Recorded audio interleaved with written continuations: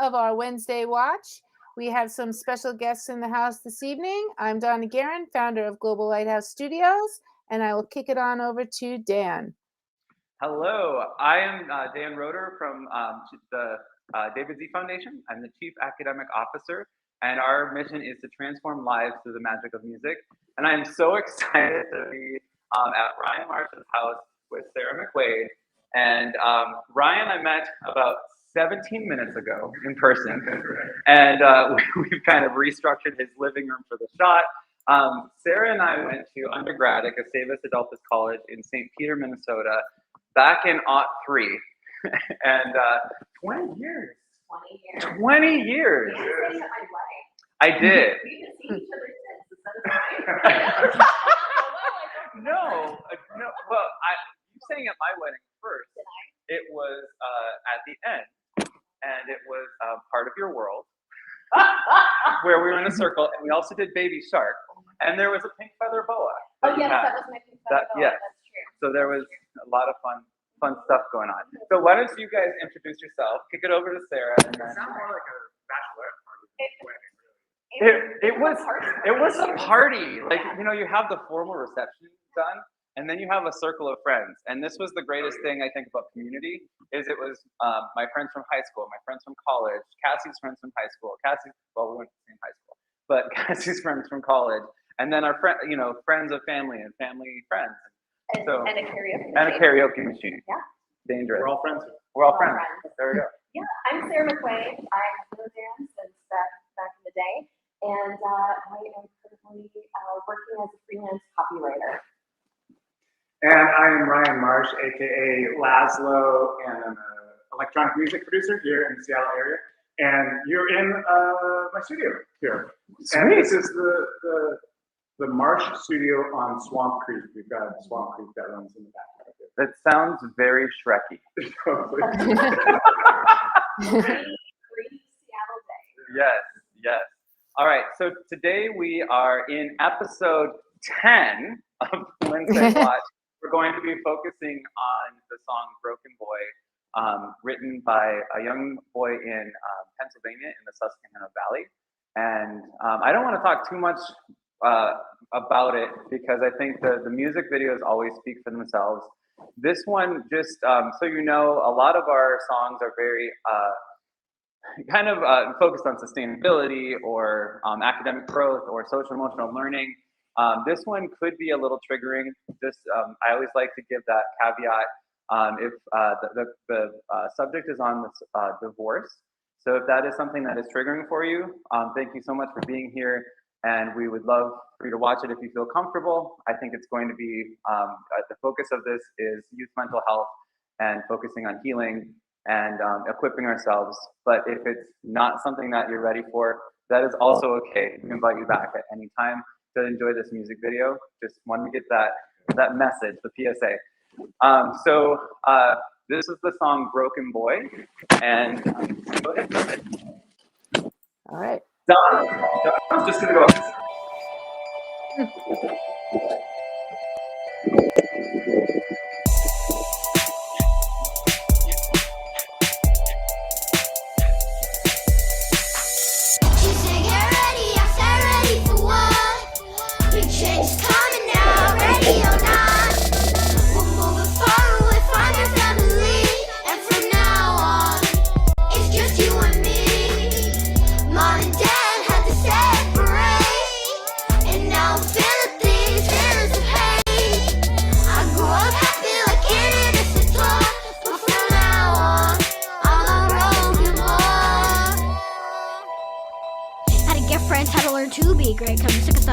Crate. No, I guess it's not the same no more.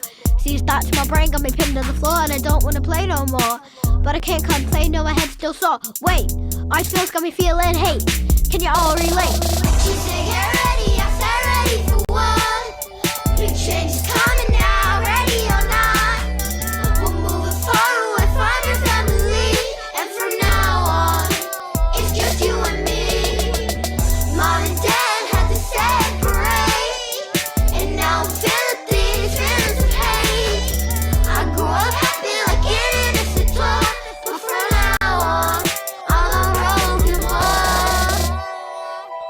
I'll give it a thought, you know, my lifestyle part, I don't see no change, but I feel locked in, I don't mean to blame anyone. You know, I really don't feel the same, but still much game, but it ain't no fun. Cause me and my sadness feel like one. Hey, I remember when we moved away, now I'm not okay. She said, get ready, I said ready for what? Big change is coming now, ready or not. We're moving forward, find a family, and from now on, it's just you and me. Mom and Dad had to separate, and now I'm feeling these feelings of hate. I grew up happy like an innocent toy, but from now on, I'm a broken boy. But from now on, I'm a broken boy. But from now on, I'm a broken boy.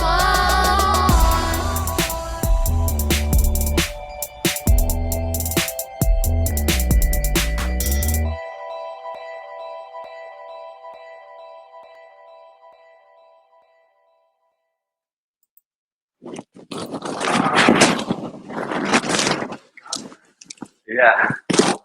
Wow, it's a powerful song right there. Yeah. 12. At least he was 12 when he wrote the song. Like 13. So, yeah. And that's every time I see it, it's one of those that I see and hear something new because, you know, it's the thing that was just so refreshing to me, seeing how Pauly, our CEO, wrote this song is he always asks, "What is your favorite music?" And that's this grounding place. Music is so important for our mental health and for just being able to connect. And that before you can connect with others, you have to connect with yourself. So just seeing that him really nail the hip hop and the rap and everything because he's so convicted by it, and that comes across, especially when you're dealing with trauma or difficult situations or difficult thoughts and feelings. So I just, that's what always jumps out at me. But I think the thing that jumped out at me this time was that very last shot where you see, one parent walking away. And it just gives me like the shivers that the how long that shot was sustained in the video of, just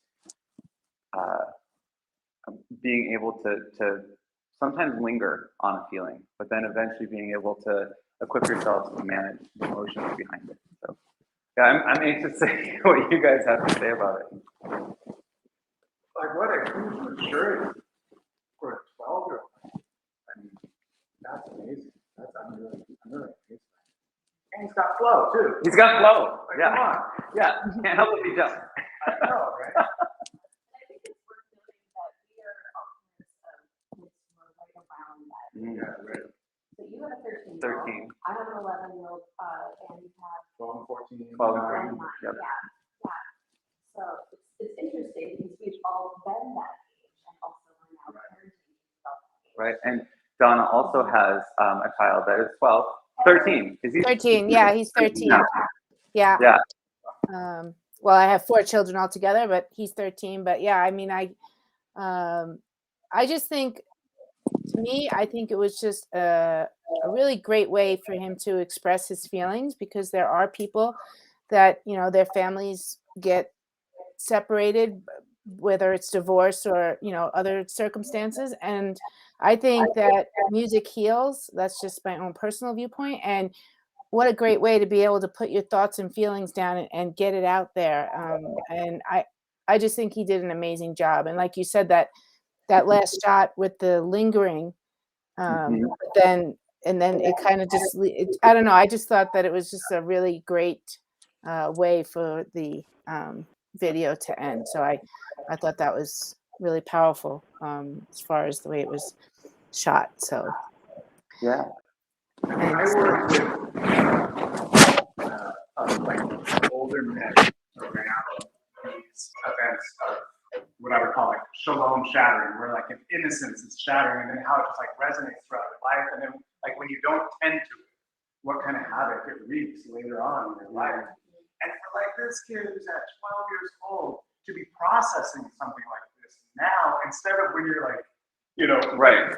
in your 40s like me, it's amazing. It's Yeah. amazing. Yeah, I mean, it's the ripples. We do have one guest that came backstage, so I'm going to go ahead and let Olu Kayode up on stage with us as well. Him and I literally just met about an hour ago. So welcome up here, and we're glad you could join us. Your phone might be frozen, but let's see if we can hear you.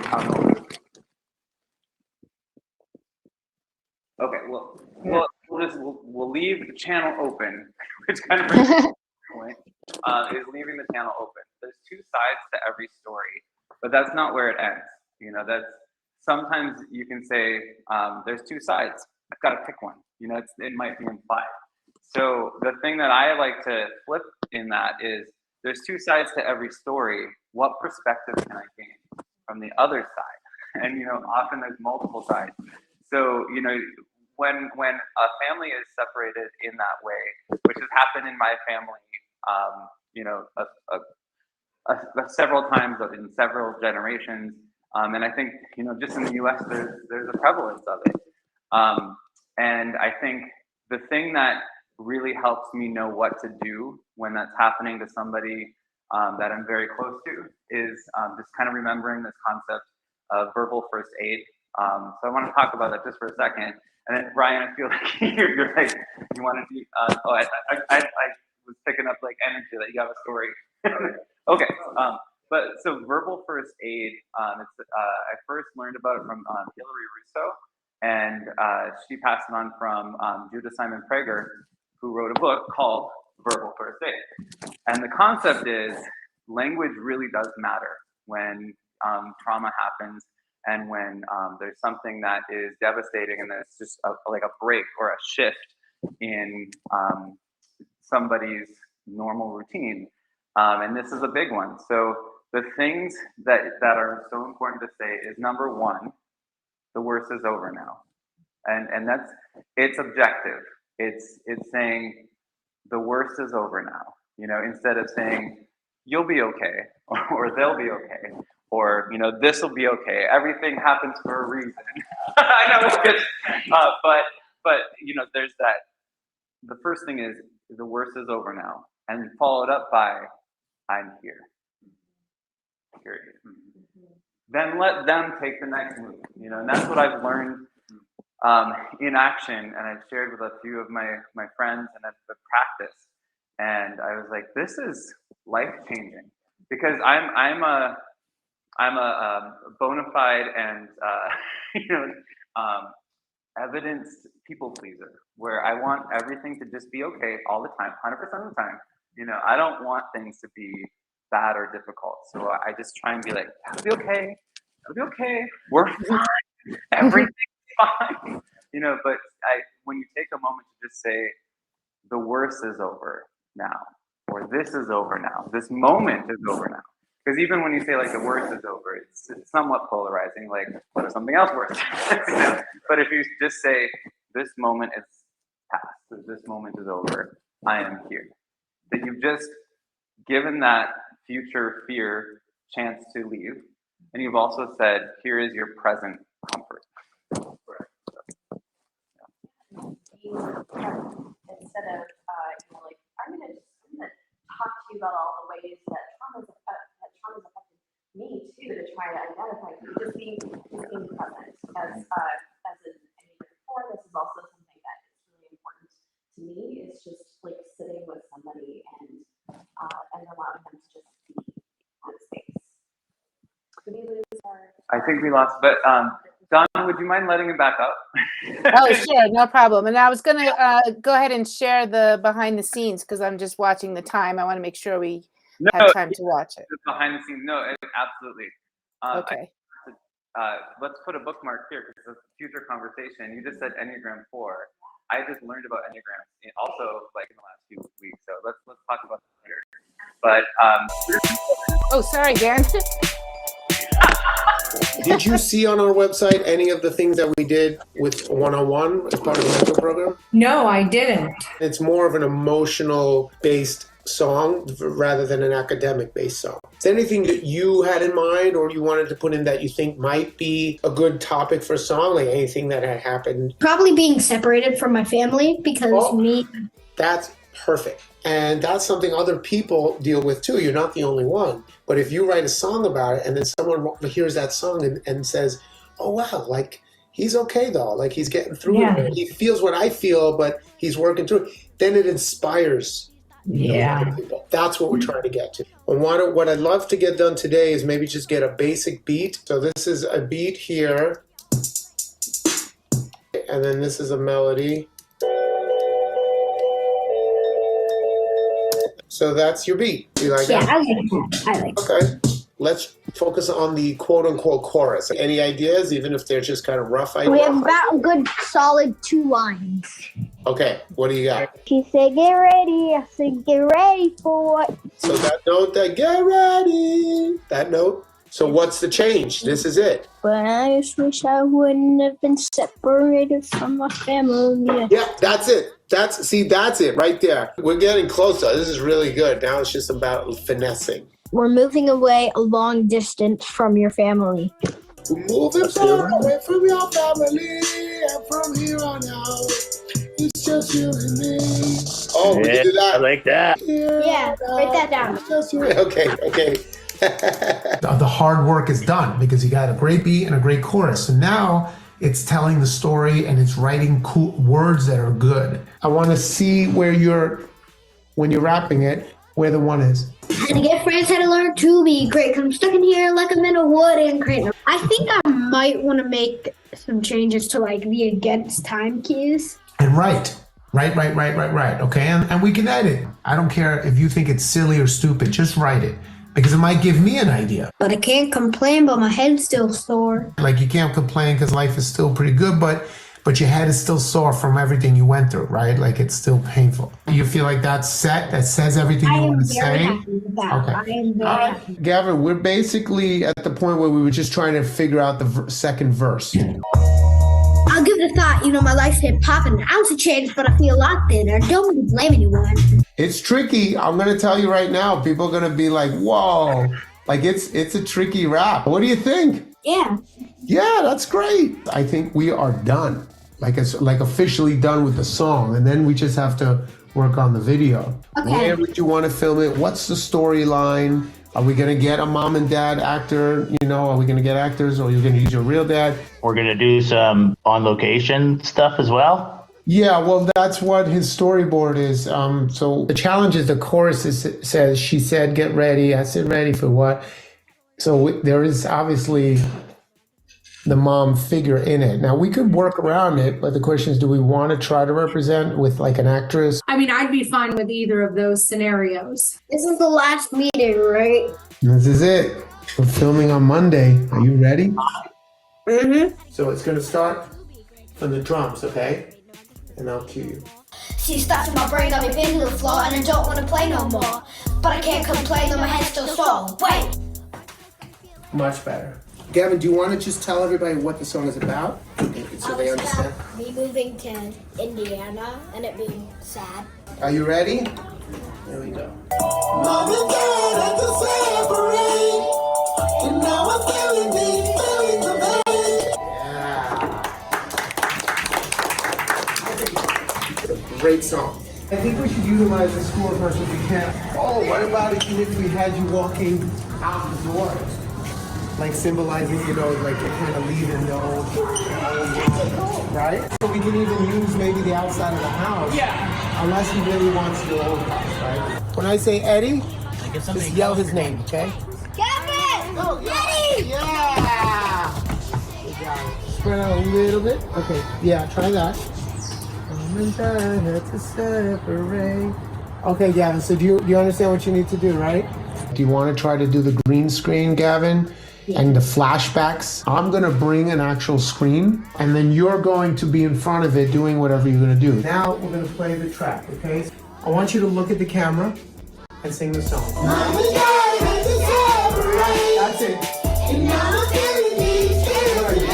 Exaggerate the mouth. I grew up happy like innocent time, but from now on, I'm a broken boy. can maybe hug your knees in the beginning, kind of thing. And from now on, it's just you and me. I'm giving a thought, you know I like to hip hop, and I'm a single chain, but I feel locked in. I ain't got me no bad anymore. Good, I think we got it. Good. Very nice, very nice. So, Gavin, you want to do anything else, or you think we're good? I think we're good. Well, guess what? That's a wrap! Yeah! Was it harder than you thought? Well, yeah. How does it feel actually expressing these pretty complex emotions into a song and then actually acting them out and seeing it come to life? It feels surprisingly good to let them out. Pretty good day. All right, good job. Good job.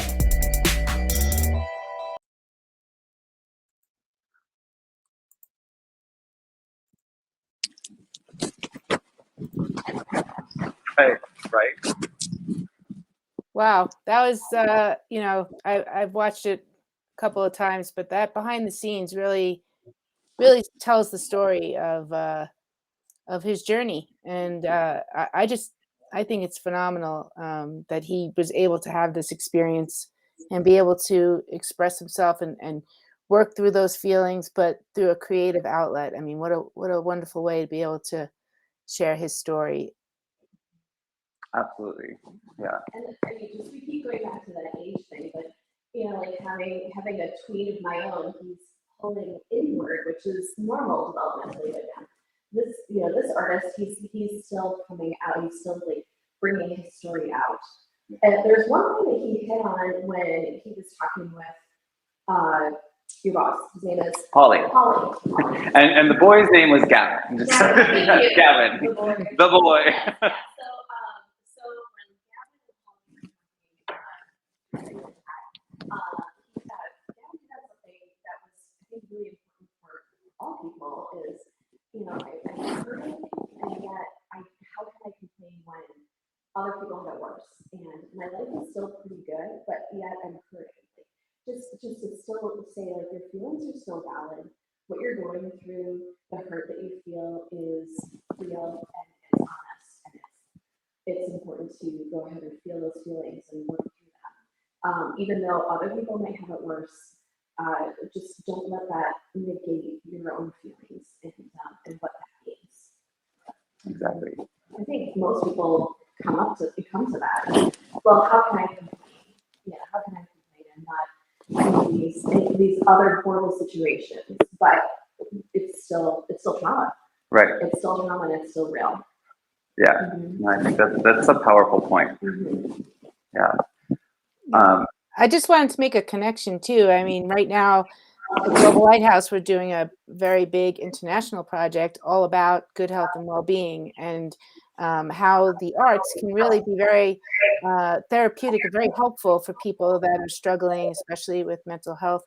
And so I just think this is a very real example of how the arts can really help people that might be having mental health struggles or things like that. And so I don't know, this I love them all, as you know. I love all the songs that we do together and that you do as part of your music mentor program. But this one is really just a very powerful message, and he should be really proud of himself. I think he did a great job. So Yeah, no, that's awesome. And Donna, I'm glad you mentioned Harmony for Health. I know you have to get onto some other things, but how can people best connect with you and watch what these kids all over the world are doing with Harmony for Health? It's been inspiring. I've been in pretty much every meeting, and it's you're doing some incredible things. So how can people connect? yeah, so you can check us out on social media. You can either go to my personal page, Donna Guerin, on Facebook, or on Twitter, it's DL Guerin1. Also on LinkedIn as well, or you can look for our Global Lighthouse Studios on across all social media. But it really is quite incredible. The students are going to be putting together some really great media for impact, I'm calling it. And so I look forward to the rest of this project. And actually, I believe it's next week is when we're going to be diving into music. So excited about that. And yep, and how that can be connected in multimedia projects is the focus. So we're so excited to be your guest there for Harmony for Health. And if you need to leave, that's totally okay. We're going to keep, I want to talk a little bit about the program, and then just get some kind of concluding thoughts about, you know, what people can take from this, what people can take from what Donna mentioned of connecting through music and the arts for mental health. So Great. Okay. Well, thanks, guys. It was nice to meet you all. Bye, Donna. Bye. All right. So Music Mentor Program is one of 3 programs that we have at the David D Foundation, and it is focused on youth mental health. So you got to see the process. That's why I love these Wednesday Watch events, because you can really get to see how things are put together, and that it is very much participant-led. So the dream for this, we're starting with K-12 as a focus, but the dream for all of our programs is from like prenatal to hospice, to, you know, end of life, to memories, and kind of telling your story, you know, your story, your whole life story. And music is appropriate and can fit in every one of those points of life. So the Music Mentor Program is for solos and duets, and we have got a lot of really cool ones coming up. And it's always just incredible, not just writing music with people, but really diving deep into storytelling and knowing that, you know, that takes a good deal of care. So like for our organization, and this is for anybody, if you're running a nonprofit and working with youth, and you're coming up or in schools. I'm also a school teacher. I'm a special education teacher. Trauma-informed care training is so important, and that's one piece. But then also, I just was trained in healing centered engagement, which is kind of like that next level of, okay, like I can. What you guys have both been talking about is, you know, I don't want to take on secondary trauma by going too deep and by, you know, almost trying to.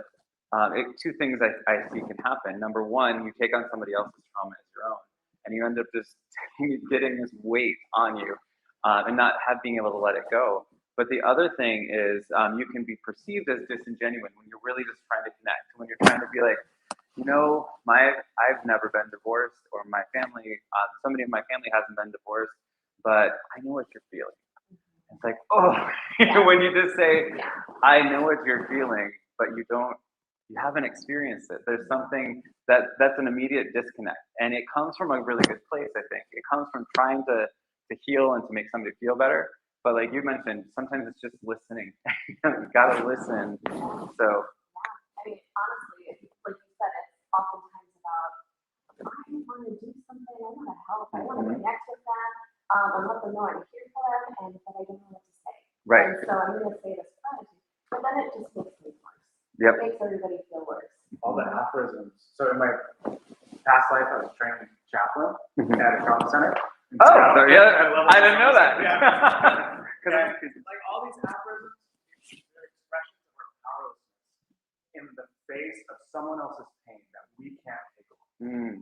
Wait, can you say that one more time? Roll it back. Roll it back. Like all these things that we say, all the silver linings we try to add, it's our way of expressing our powerlessness in the face of someone else's pain that we just can't take away.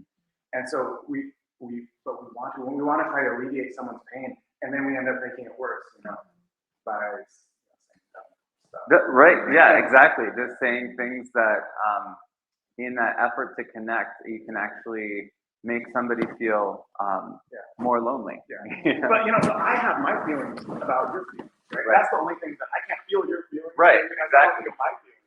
Yeah. I feel powerless. Right. That makes me scared. Yeah. Sure. Wow. Whew. Yeah.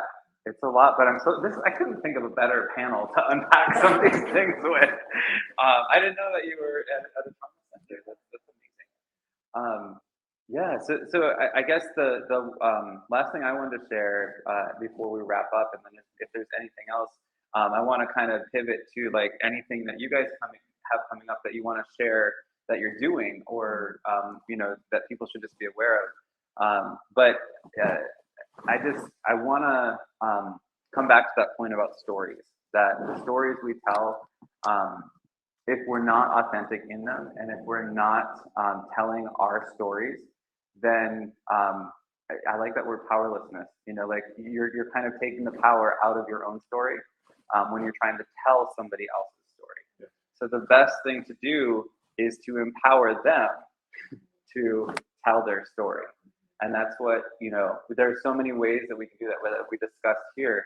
But I think the most powerful, really, Sarah mentioned at the beginning too, was listening and then not talking.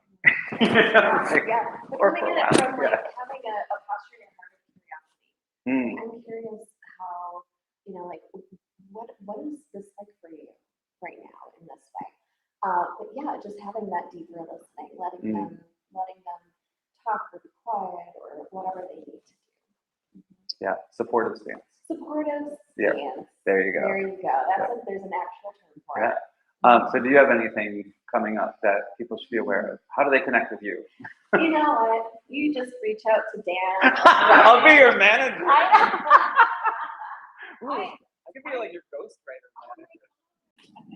No, I don't have any major projects in the works at the moment. I wish I did, but you know, I'm still kind of in that transition phase. Okay, awesome. If I have an amazing record coming out sometime or a romance novel I'm writing or whatever, I'll let you know. Awesome. Okay. Well, I have this to say: the best is yet to come, The best is yet to come. and I am here to amplify. So, Ryan, anything, any closing thoughts, and then anything that you have coming? This is a big day.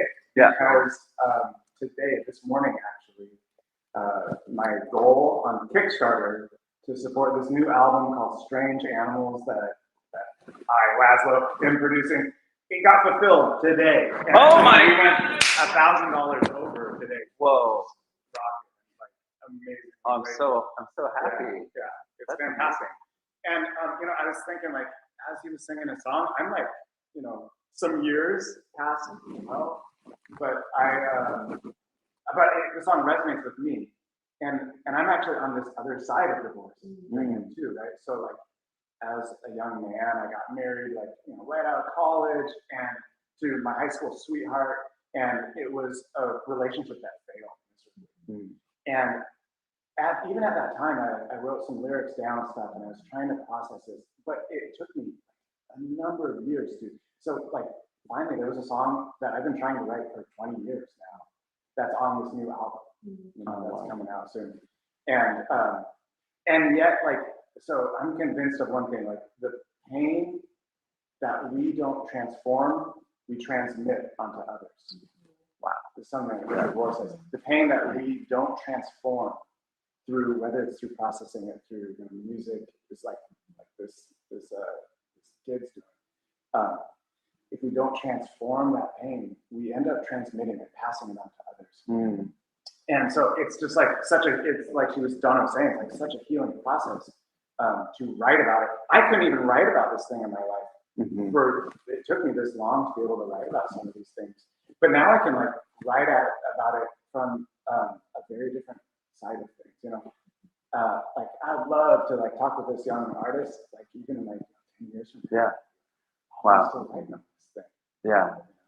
Well, art can carry you a long way, even if that's not something that is visible to others. And that's what I've learned in my life, that not many people know that I do watercolor, and I do like animation. I love doing 3D rendering and stuff, but it's stuff that I just do on my iPad, just like it's my form of really nerdy tech doodling. But it's something that I do just for me. And so I think when you are engaging with music, it's like creating music. It sometimes has this implication that, oh gosh, there's going to be a musician in the family. So, you know, it doesn't have to be that. To go, you know, to this professional level that Gavin did through this song, it just has to be a commitment to storytelling. I think we've been talking a lot about how amazing it is that Gavin took his own experience and put it into this really creative, beautiful way. There's a lot to be said also about how powerful it is that this music exists for others. Like how often do we just like not find the right words and we listen to a song and it just hits us. Sometimes we just like listen to it over and over. It's just like these are the words that I needed. he has a line in there, something about like, sharing it, that it might resonate somehow. I don't know, but I can't remember the exact wording. But Yeah, well, Polly and Gavin were talking about that. Yeah, that it can reverberate and resonate with somebody else. And you that's the other thing, you'll never know. You just don't want to have the Brahms effect, which is when you create these beautiful things. So Brahms, for those who don't know, was a 19th century composer, and he made a lot of symphonies and beautiful choral music. I think about 60% of which he burned. So we don't have these gifts that could have resonated. Like the Brahms Requiem is one of my favorite pieces, and if he'd have burned that, I'd have been I would have best the time with him, yeah. But I think it's putting it out there. It shows incredible vulnerability and trust. Was he a perfectionist? He was a perfectionist. Yeah. Yeah. And so that was it. You know, it wasn't that he was like, I wrote something so good nobody can see it. It was like, my work is not good enough. And that is something I think a lot of artists go through. There is so much fear of not being accepted. We're hardwired to be safe, to be accepted in a community, and to connect. That's why I thought that scene where Yeah. he's like sharing it with his class. I mean, I think it was like a new Oh my class. goodness, yeah, Like, that. the adults really Yeah. encouraged that was Right. Yeah. Yeah. So, well, I know we're going to have to wrap up, but I appreciate you guys so much for telling your stories and for sharing with everybody here. It's been just incredible to have this conversation with you. And nice to meet you and rearrange your living room for you. So awesome. Well, until next time, which is going to be episode 11, because I'm out of fingers, we will see you next Wednesday.